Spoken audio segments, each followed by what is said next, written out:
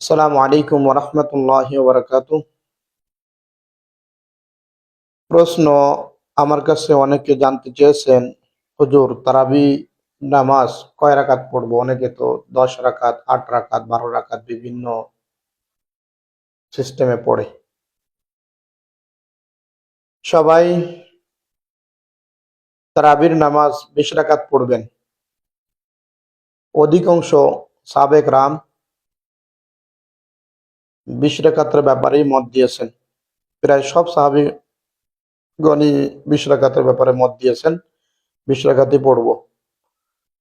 আপনারা অনেক সময় বলেন মক্কা মদিনায় হাম্বলি মাযহাবের মানুষ সব থেকে বেশি, সেখানে 20 রাকাতই পড়ে। মক্কাতে এবং মদিনাতে দুটাই 20 রাকাতই পড়ে। সুতরাং আমরা 20 রাকাতই পড়ার চেষ্টা করব।